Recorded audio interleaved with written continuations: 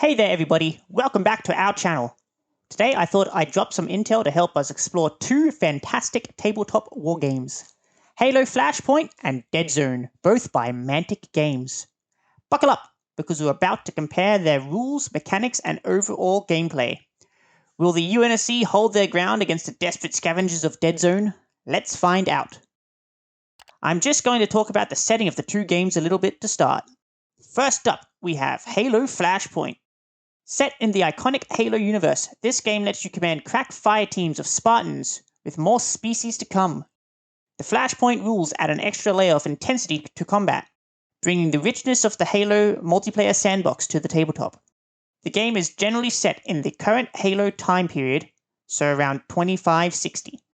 After a devastating intergalactic war of annihilation with a group of religious aliens, collectively called the Covenant, humanity has had about 8 years to rebuild their resources and train the next generation of super soldiers, the Spartan 4s. The Covenant, having all but dissolved after discovering their religion was based on lies, splintered into widespread factions, some at peace with humanity and some wishing to continue the war. One such faction, the Banished, are a Jirohani, or colloquially known as Brutes, led faction and are an amalgamation of various species. They wish to secure their position in the new power vacuum post-war by any means necessary. For Dead Zone, the game is set in the Warpath universe. Dead Zone is currently on its 3rd edition, with the latest major update in 2021. The galaxy is a dangerous place, from the brutal pitches of Dreadball leagues to the war-torn battle zone of the frontier.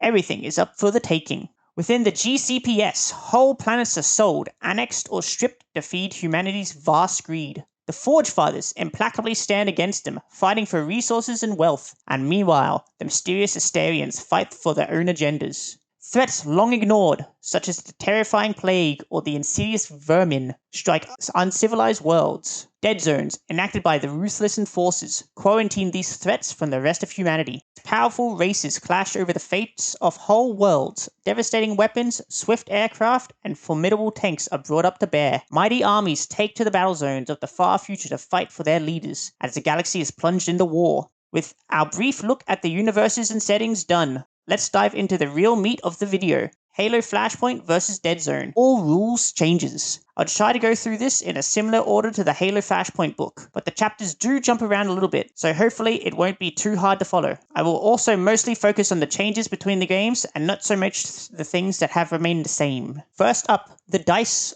of the games. Both games utilize a D8 dice system, with most dice pools starting at 3 dice, then being modified by various bonuses. In both games, most rolls are opposed. Example, you and your opponent roll at the same time, with whoever rolls the most successes being the victor. Both games also make use of a dynamic command dice system, which I'll go into more detail later.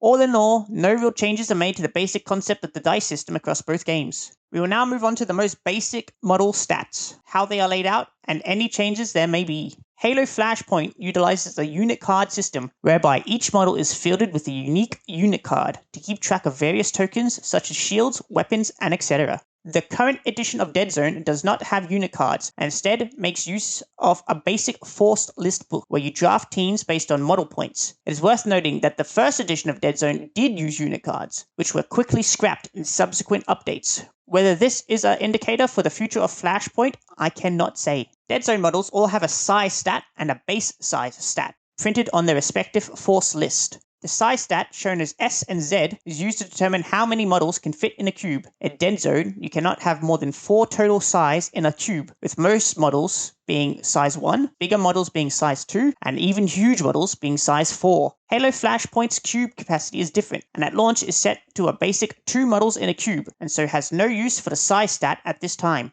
The base size stat in Dead Zone is just a nice quick reference for how big the default base size for a model is. Things like 25mm for a small model, 60mm for a weapon team, and so on. I believe this was added in response to the customization many players felt they can do in Dead Zone, so players can always refer to the size a model should be if needed. At this time, Flashpoint models are delivered pre-assembled and on bases, so I guess the expectation is that players don't alter the bases too much for Flashpoint, so there is no need to reference base sizes. Halo Flashpoint introduces shield tokens. Though this may be more of a new keyword than a stat, it is a big new addition, so I'll talk about it here, especially since it seems like most of the foreseeable models will be utilizing shields. Shields are basically an added layer of protection for Spartans and their alien equivalents. In Flashpoint, when being attacked, you roll your save. Once all saves are compared to attacks, you then allocate any remaining attack dice to the model. Before moving on, you reduce any number of attacks by the current number of shields a model has, which then flip over, are turned off. You then move on to armor and armor piercing, then allocate wounds against HP of a model. At the end of the round, any model that has lost a shield regains 1 back, and if a model respawns, which I'll talk about later, they respawn with all their shields back.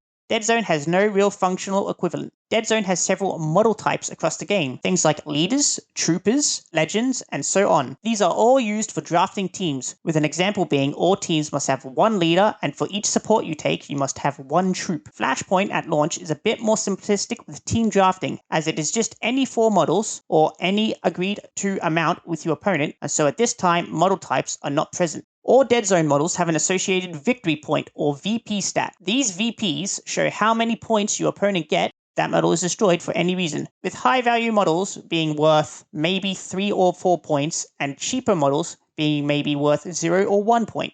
And so on, and is a key way to win games in Dead Zone. Flashpoint does not have this stat on the unit cards, and instead any VPs you gain for model destruction are dictated by what game mode you are playing. So for a kill game mode, like Slayer, models are worth 1 point on destruction, but for an objective game mode like Oddball, you don't get any points for killing models, except with the Oddball. As I said above, in Dead Zone, you draft teams based on a force list. When you do so, you draft your team up to a certain point threshold agreed to between mod opponents, usually 100, 150, or 200 points. Each Dead Zone model has an associated purchase points cost, and so that dictates how many of any model you may take. As before, Flashpoint at launch is a bit more simplistic in fireteam construction, and so there is no need for this stat at launch. However, Mantic has already revealed in their Wave 2 release coming up around March 2025 that there will be a Wargame expansion pack that reintroduces points-based team drafting, like Dead Zone, for a more dynamic team-building experience. Unfortunately, there is no word if this points book will be free for all players, or even how quickly it will become obsolete with subsequent model releases. But with that,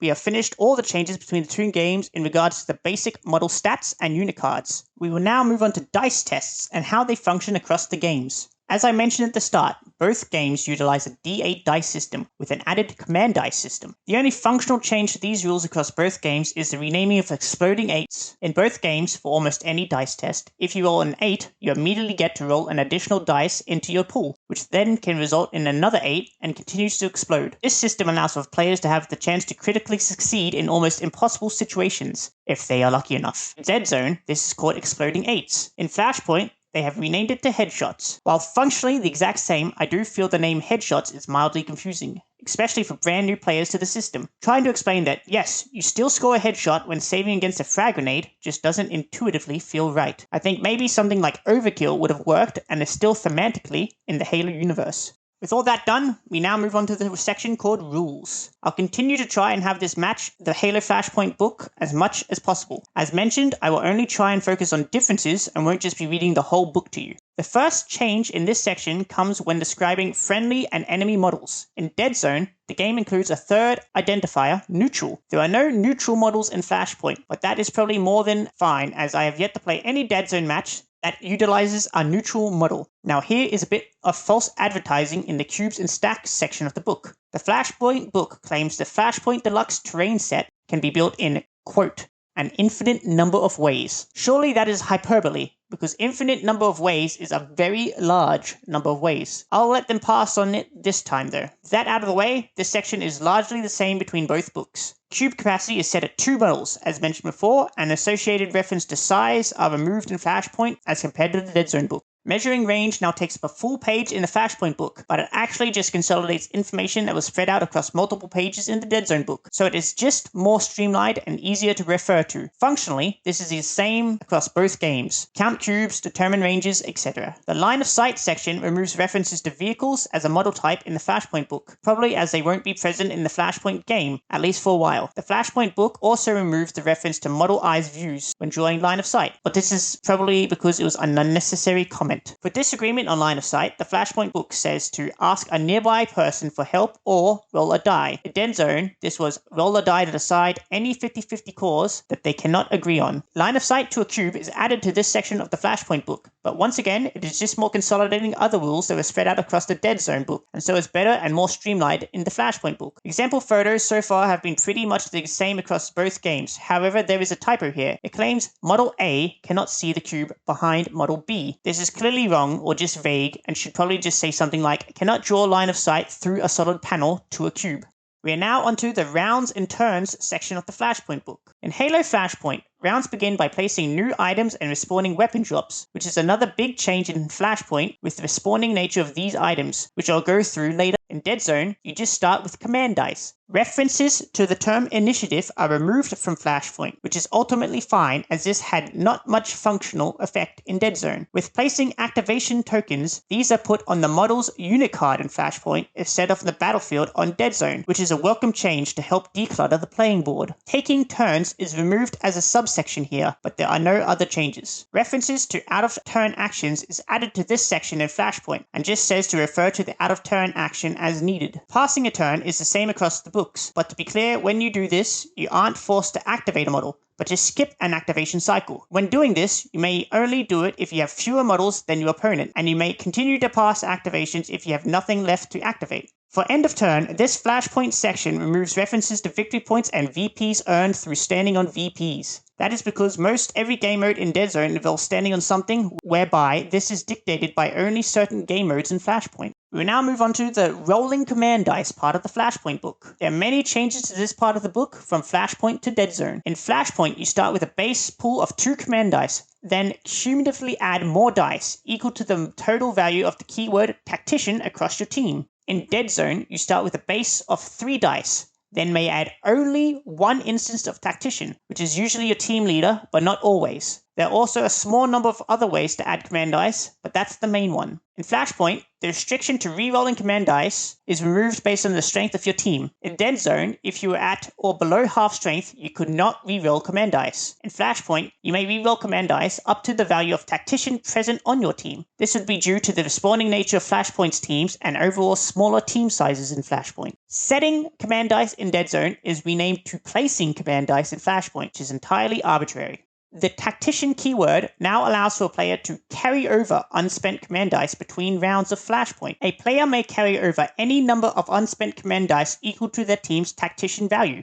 In Dead Zone, unspent command dice were always discarded. Mantic added a note about tactician here, which makes sense to put it where it is needed. There are more changes to tactician we will go over in the keywords section. It is written later in the command dice section, but I will mention it now. Command dice may no longer be used to re-roll D8 dice in Flashpoint. In Dead Zone, instead of spending a command dice for its ability, a command dice could be used once each time you make a roll to re-roll a miss/fail. Those are the basic changes to the rules, so now onto the command dice themselves and the command dice table. +1 model / +1 initiative dice. This result is renamed from Dead Zone's +1 initiative to Flashpoint's +1 model. I do prefer initiative, as it is standard military term in keeping with the Halo universe, but that is just a preference. Dice is almost the exact same, in that it allows a second activation once each turn, thereby skipping your opponent's next activation. However, it now also allows you to steal first turn if you wouldn't otherwise be going first, which is a pretty cool addition.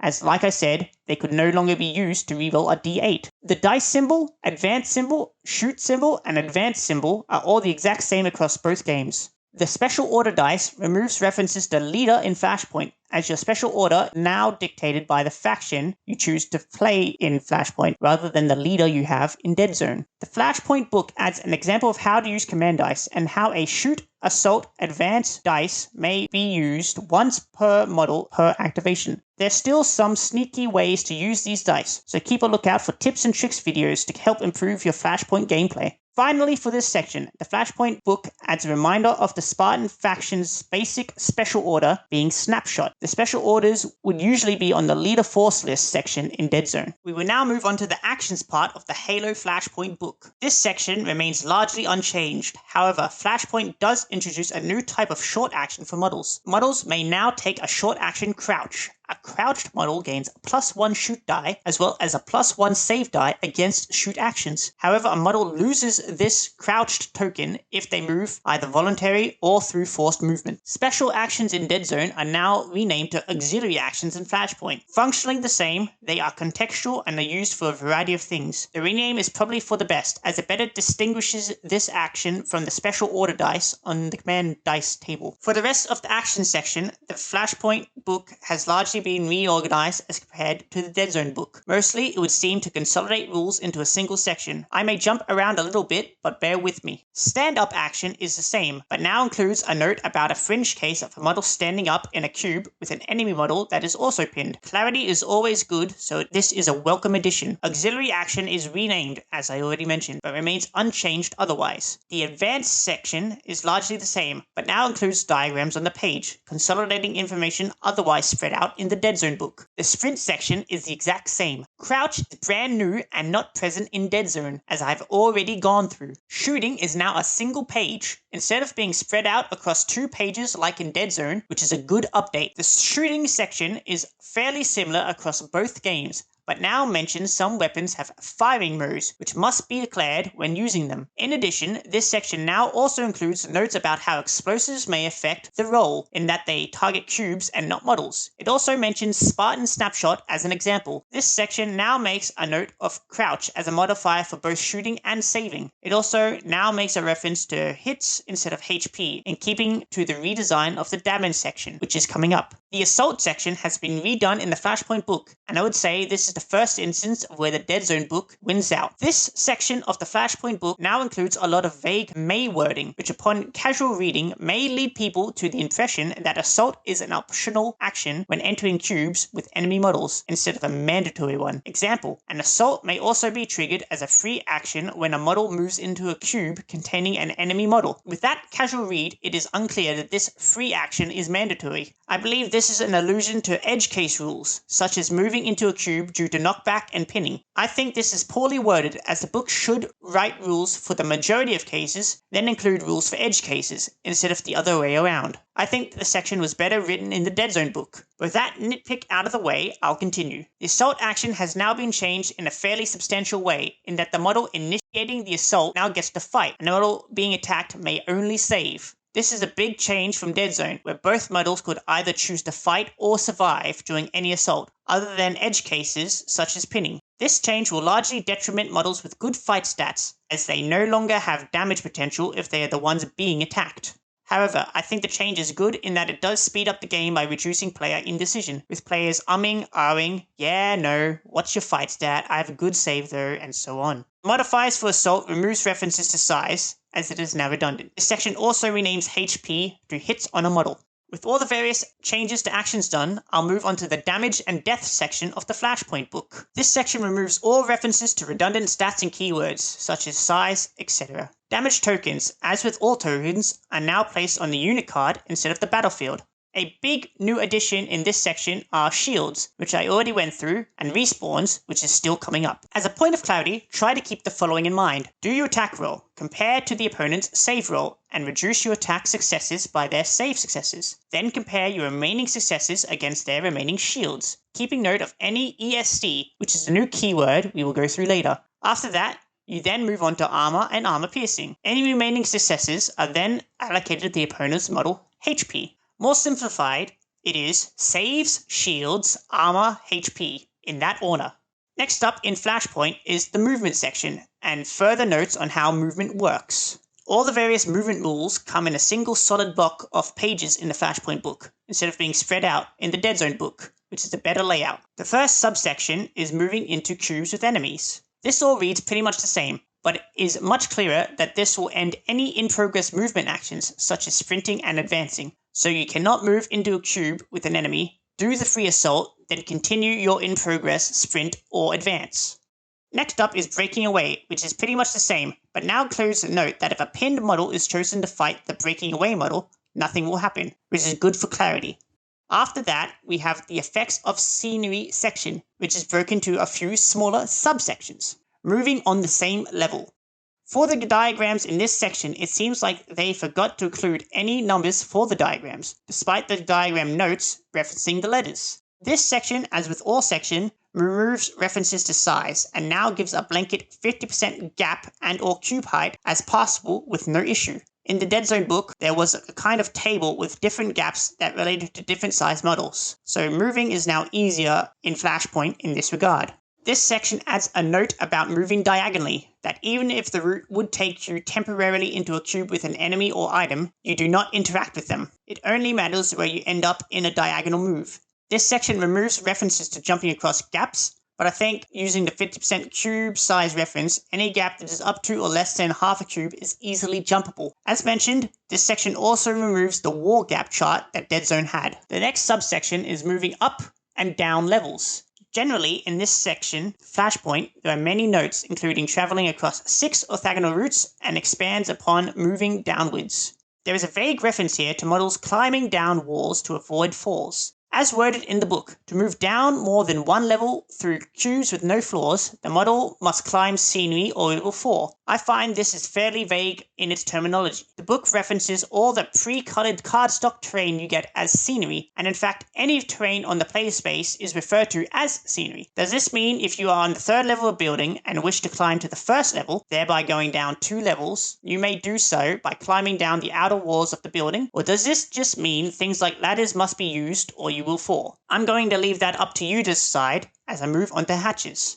Hatches gains its own subsection, but it's the same rules between both books, and as always removes references to size. The same as hatches, moving over obstacles gains its own subsection but is also unchanged. We now have a mini subsection titled partial cubes in the Flashpoint book. Gaps in floors is first up here and is pretty much the same, but worded somewhat cleaner in the Flashpoint book, but otherwise functionally the same. Half cubes is much the same, however as size is no longer in the game, half cubes only have a capacity for one model. Walkways and balconies as well as platforms are worded pretty much the same in both books, but does remove references to vehicles once again. A big omission in the Flashpoint book is overstacked cubes.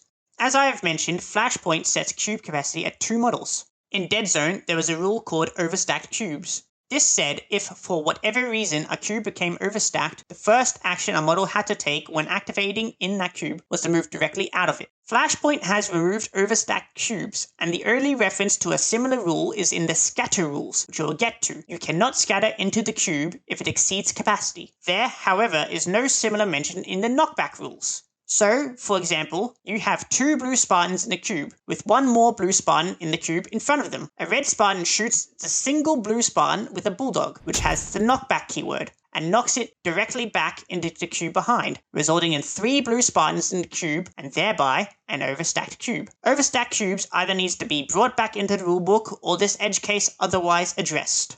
Another section that was removed from the Flashpoint book was close combat in half cubes. But as Flashpoint no longer has model sizes, this is largely unnecessary. For those wanting to know, it detailed how models with sizes bigger than a cube's capacity could still engage in melee with an enemy model in those cubes.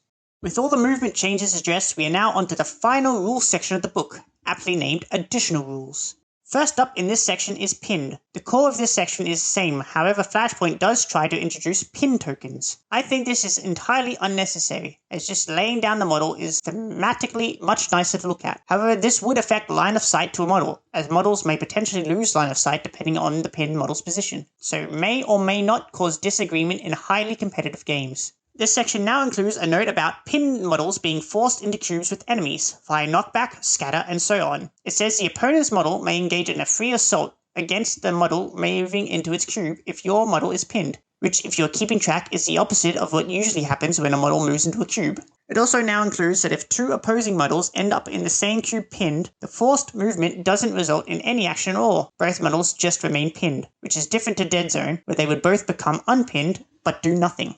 And now we are finally here, respawning. This is a brand new addition to Halo Flashpoint, and this section details how destroyed models may respawn back in the game from various pre-arranged positions to continue to finish the fight. Things to keep in mind with respawning are, if a model dies before it activates in a round, it may respawn in that round, otherwise it will lose its activation next round as normal and respawn then. A respawning model must take an advanced action and move onto the board, and as such will be ineligible for a long action on the turn it comes in. Respawning models respawn with full shields and no wounds, etc. And if there happens to be a weapon available in the respawning cube, the model may choose to pick it up. With respawning out of the way, we are on to forced movement. improvement. This consolidates rules from many sections and FAQ/erratas, but is functionally the same in both games. Something to keep in mind is the model's owners always get to choose how that model is placed. We then have slammed into walls, and I guess walls in Halo are just built stronger than walls in Dead Zone. Walls now get 4d8 at 4+ to hit, and so are stronger than their Dead Zone counterparts, which is more than likely because of the prevalence of armor in Flashpoint. Wording in regards to damage and hits are now in line with the new damage mechanics, shields, and so on. Not only are the walls stronger, but so is gravity, as we move on to the falling subsection. For each respective height, Flashpoint gravity gains +1 die on the damage table over the Dead Zone counterparts, and is now still a 4+ to hit. There are now expanded notes here in regards to falling and scatter. As mentioned previously, there is once again another vague reference to models climbing down vertical scenery to avoid damage. And finally in this section, we are on to scatter. This is mostly the same, as a note that failing or succeeding an assault action happens first before any scattering, and that the new evade keyword happens after an enemy shoot action. As I mentioned, this is also the only spot that alludes to overstacked cubes, in that a model cannot be scattered into a cube that doesn't have capacity for it. And now, with all that finally done, we are finished with all the core rules of the games. All in all, I think the Flashpoint rules are superior to the Dead Zone ones in regards to being streamlined and easier to follow. The new additions to rules definitely go a long way to tweaking the gameplay enough to make it feel fresh and a great recreation of the Halo multiplayer. As I mentioned, there are a few issues with unnecessary vagueness, but nothing game-breaking, and nothing a potential rules update can't address. We now move on to the keywords section of the Halo Flashpoint rulebook. As you'd expect, there are a lot of changes through this whole section, and as such I won't be reading each individual keyword, but mostly giving an overview. I'll try to organize this the best I can as follows.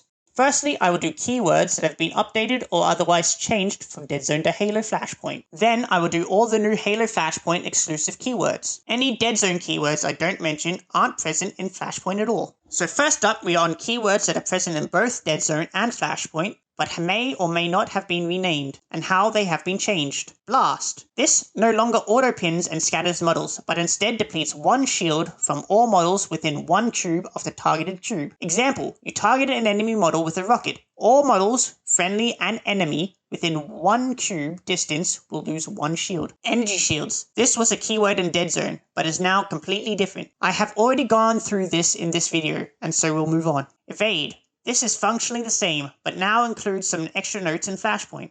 This type of attack used to auto-hit a cube, sometimes in conjunction with other keywords like indirect, but now requires a 3 dice range test with a minimum of 1 success, so it's kind of a fusion of the Dead Zone indirect, as indirect isn't present in Flashpoint at all. On successfully hitting the cube, you then move on to rolling the damage for the type of attack, and this is when the opponent rolls their save for, as an example, a frag attack. On a fail, the attack scatters into a nearby cube. How a missile is able to scatter through a solid wall, I have no idea, but there you go. Penetrating hit perhaps. Fast transition, renamed from fire control in Dead Zone. Acts similar, but includes some extra notes. Notably, you must now shoot with 2 different weapons, not the same weapon, and if using a shoot command dice, you may not use this keyword. Fearless, being a fusion of both construct or solid in Dead Zone. In Flashpoint, this only ignores pinning effects. Solid used to also ignore scatter effects. Firing platform. Firing platform works the same between both games, but removes references to vehicles. Flight. This is the same between both games. Frag. This is the same between both games. Grenade. This is functionally the same between both games, but there are now different types of grenades with different keywords, which we'll go through. Horde. This is the same with extra notes. Jump packs and knockback are both the same. Life support. This is worded the same, however, because of shields, when this says return to an undamaged state, would that include the model's shields? Long, renamed from heavy in Dead Zone. This is the same. Normal shoot action with a long weapon needs a long action to shoot. However, a weapon that also has rapid fire can now still shoot as a blaze away action, which is a new addition. Medic uses a new auxiliary action terminology. The Flashpoint book is unclear as to if the medic model may target itself with this ability. It specifically made reference to this in Dead Zone. Does it still affect the medic itself? Is a friendly model in a cube with itself? Models used to also gain a resilient bonus, which would reroll a failed save, while in a cube with a medic, which this no longer does in Flashpoint. One use. This is the same. Optics, renamed Holosights. This is similar, but much more impactful in Flashpoint. Optics now grants headshots on 7s and 8s, as well as a +1 die for shoot actions. Notably, this doesn't say it can't be used in conjunction with a sniper scope, as it used to in Dead Zone, for when those keywords happen to line up. Rapid fire, this is fairly similar. When shooting with a rapid fire weapon as a blaze away, you ignore any benefits from either optics or crouching, whereas in Dead Zone it had no restrictions. Functionally, you still get 4 dice shoot test, but now in addition to becoming pinned, a model also loses 1 shield. Scout, fairly similar. In Flashpoint, you only gain a 1 cube pre-game advance, but in addition, a scout model may keep a crouch token when advancing, but not sprinting, which no other model can do. Smash, this is the same. You gain additional dice in assaults. Sniper scope, fairly similar. As mentioned, it removes the restriction that it can't be used in conjunction with optics, if you somehow manage to get both. When you shoot with a sniper scope, as a long action, you gain +2 dice and a headshot on 7s or 8s. Stealthy, this is similar, but it used to make clear shots impossible. Instead, your opponent only gains +1 dice for clear shot instead of +2 now. Suppression, this is the same, but it is less clear in Flashpoint as it removes the note regardless of wounds and hits. All models become pinned in the target cube when using a suppression weapon. Tactician has been completely revamped, as I have already touched on. Briefly, this is cumulative across all models that have Tactician, allows for adding that many additional dice to your command dice, allows for the carrying over of that many command dice between rounds, allows for the re-rolling of that many command dice if you wish to do so before placing your dice for the round. We are now on the way to fire. This is the same, but is also now cumulative, so perhaps a weapon and a model both have it as a keyword. And with those keywords down, we now move on to the brand new keywords in Halo Flashpoint, and a brief overview of what they do. Acrobatic. Models with this keyword gain additional points for killing models in kill missions like Slayer. Active camouflage. While a model has full shields, they are generally harder to shoot by not giving your opponent multiple benefits for things like clear shot or high ground. It is worth mentioning there is also a pickup item called active camouflage that does completely different things, so it is best not to confuse them. Perhaps renaming this to something like stealth coding would be better to prevent confusion. Continuous fire. Weapons with this keyword gain rate of fire 2, but once finished shooting, the model must take a save test or take damage. I don't really like this keyword as is, as keywords that refer to other keywords are always confusing. I think weapons Mantic wish to have continuous fire should instead gain +2 rate of fire natively, then rename this keyword to something like overheat and give it to a weapon as well, and just have overheat do the damage part of this keyword. That way, when you're reading it, you'll just say rate of fire 2 overheat, which is clearer than continuous fire. What does that do again? Energy shield barrier. This is a similar effect to energy shield, or maybe defender shield in Dead Zone. Models covered by an energy shield barrier gain the advantage that range attacks must completely deplete the shield before depleting model shields. There is, however, an edge case in regards to grenades. A grenade is thrown into the cube with the barrier. Do the models still benefit from the barrier's effects, or because the subsequent explosion isn't considered a ranged attack, does the barrier do nothing? There are similar issues for weapons with blast and so on. Energy shield depleter, ESD. This will exhaust energy shields equal to the energy shield depleter's value before hits are applied to normal shields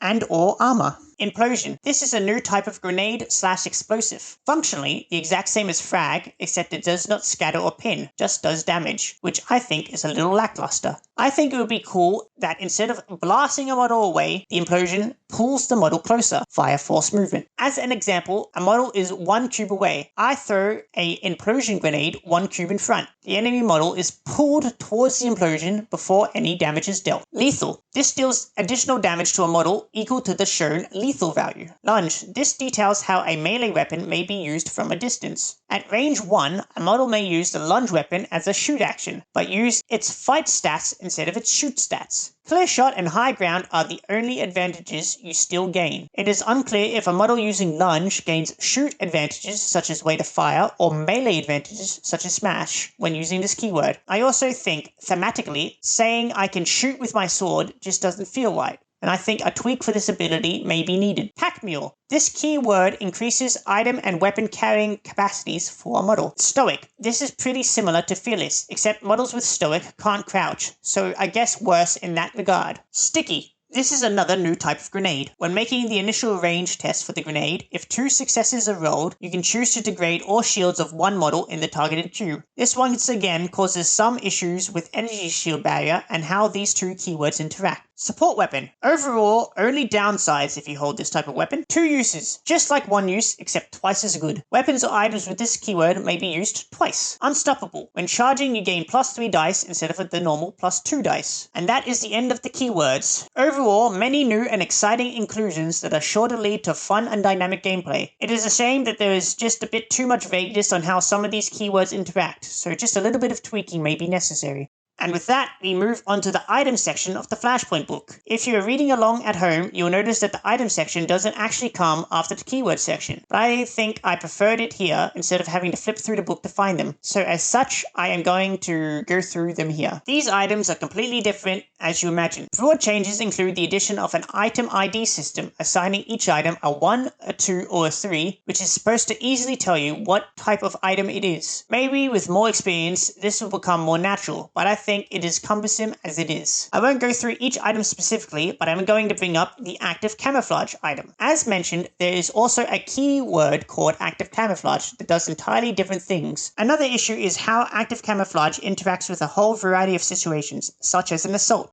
Example, you have a camouflage model in a cube. Enemy moves into the same cube. Does this initiate an assault? Rules is written, the answer is yes, as an assault has no requirement to draw a line of sight to a model. However, the camouflage model also still gets to keep the camo in this instance. Another situation is grenades. Grenades do not require a line of sight to a model, just to a cube, and so can be used to deal with camoed models. But once again, after being blown up, scattered, or pinned, rules is written, the camo model gets to keep its camo. I think they need to include the following notes on this item. The effect lasts until the model is killed or takes a sprint action, a shoot action, an assault action, a save action, or becomes pinned. Enemy models moving into the cube while active camouflage is active are still able to engage in their assault actions. I think that will make this much clearer for people. I will now move on to a new type of item called weapons and objective markers. Weapon items are brand new to the game and represent the whole plethora of weapons available in the Halo video game. Models may pick up weapons as a free action like any other item, and when attacking may choose to use them if they wish. Objective markers are contextual based on the game mode and can be things like skulls, flags, power seeds, or whatever. As with all items, picking these up is usually a free action. Models may carry up to 2 items, so both objective items and normal items. For weapons, a model dies while carrying a weapon, the weapon is removed from play, unless the model was killed in an assault. In that instance, the attacking model may choose to keep the weapon or drop it to the ground. Models may also choose to drop weapons and items into their cube as a free action. With that done, we are approaching the end of this video. We are now onto Scenario Setup, which was renamed from Playing a Game in Dead Zone. First up is Prepare Your Fire Team. Default is up to 4 models, or players may use advanced rules for things like legendary models, which I'll get to. So generally games will be 4 vs 4 models at launch. Select Scenario is the next part. There is the default Slayer scenario or 4 other scenarios to choose from. The book recommends rolling a d8 or just talking to your opponent about what you want to do. Set up the battlefield is next, and it's generally the same between both games. After that is place scenario objectives, then place items. This is the same, but removes references to VPs as they are redundant. You still randomly generate and place 8 items to begin with. There is also a note about item replenishing, which states that turn 2 onwards, you randomly generate and respawn 1 additional item each round. Weapon drops come next. Generally, each scenario calls for placing 4 spawn locations as indicated on the scenario maps. Then, each round, randomly generate 1 weapon to be placed on one of the spawn locations. I think personally, all weapon drop locations should start with a weapon. This adds to the dynamics and even fairness of the game. At least both sides of the board have an even chance of getting something. We are then on to determine who goes first. As default, this is a basic D8 roll for highest, re-rolling if tied. The winner determines sides and places their models first, then activates first on round 1. The recon table is still present in the advanced section, but I advise everyone to use it at all times because it is pretty sweet. Finally, for this section, we are on winning a game. This is a bit different due to the nature of the different game modes in Flashpoint. Broadly, you just refer to the scenarios themselves. A notable and big change is once the point threshold to win is reached, the game is immediately over, instead of playing to the end of that round. This is notable as it presumably will prevent any chance of tied games happening, and I think will be a welcome tweak. For those Dead Zone veterans, secret missions are removed entirely, which is great. I've never ever used them, nor seen anyone use them at all. We are onto the scenario/game modes themselves now. Broadly, there tends to be only one way to score points in each scenario, such as for kills, zones controlled, holding the oddball, and so on. Mantic has mentioned the inclusion of more game modes in future releases, but I think the potential for homebrew and community game modes are insane. Just like the Halo video game's custom matchmaking, people should feel free to experiment and post about their own wacky scenarios. I will be making a video soon going through some custom idea I have had, and so stay tuned for that. We are now onto the advanced rules section of the book. Firstly is the recon roll and recon table. This now gives both players access to pre-game actions determined by the successes, while determining first player. I do advise everyone use it as it is cool. Then onto advanced fire team building. Widely, this goes through how players may choose to build more unique and varied fire teams. This mentions Legends models, being characters such as Master Chief, and how for the purposes of team construction, these models take up 2 slots. In addition, a team may only include one of each legend, so you can't take 2 dual chiefs. It also has a section for team drafting instead of the traditional pre-planned teams, if people want a more dynamic team building experience. It does also note that Flashpoint isn't designed for mixing factions, so I guess Spartans and Elites, Elites and Flood, or whatever. But I'm sure players may be able to come to agreement about this if they want to. And that, dear viewers, is the end of the Halo Flashpoint rulebook as compared to the Dead Zone rulebook. As a brief roundup, I'll touch on some of the key changes for you Dead Zone longbeards. Number 1. Cube capacity is now set at 2 models. Rounds begin with placing items and weapons, which respawn each round. The game now ends as soon as the points total is reached. Number 2. Command dice. Command dice have changed, aligning with Halo Flashpoint rules. Start with a base of 2 dice, then add Tactician N, which accumulates between models. Tactician N allows carrying over dice between rounds for rerolls during the initial roll. Command dice cannot be used to reroll normal dice. +1 model, +1 initiative dice lets you steal the first turn, which can then be stolen back. Number 3. Actions. Added a crouch action as a short action. Provides +1 shoot die, grants +1 save die against shoot actions. Number 4. Assault melee. Charging now gives +2 dice. A model may only save against a melee attack, they cannot fight back, unless the charging model is pinned. Number 5. Damage, health, shields, respawn. Damage tokens placed on a unit card instead of beside the model. Some models gain energy shields, regenerate +1 shield each round, are taken into account before other damage, armor, HP, etc. Models can now respawn. If killed in a round they haven't been activated, they enter the board on the same turn. Otherwise, next turn they may come in. A model may respawn with a random weapon. Number 6. Stronger saves against environmental effects, slamming to walls and gravity. Number 7. Items and weapons. Models may carry 2 items and 1 weapon unless they have a special ability. Items spawn randomly each round, in addition to the starting 8 random generations. Weapons are new, spawn at specific points each round. If model dies with a weapon, that weapon is removed from play, unless killed in melee. Number 8. Team building. At launch default, take 4 of any model, except the hero character who counts as 2 models. Cannot mix factions, Elites and Spartans. So that's my brief overview of all the changes from Flashpoint to Dead Zone. My thoughts are, from the many games I have played of Flashpoint, I will say I generally believe it captures the chaos and fun of the Halo multiplayer sandbox in the best ways possible.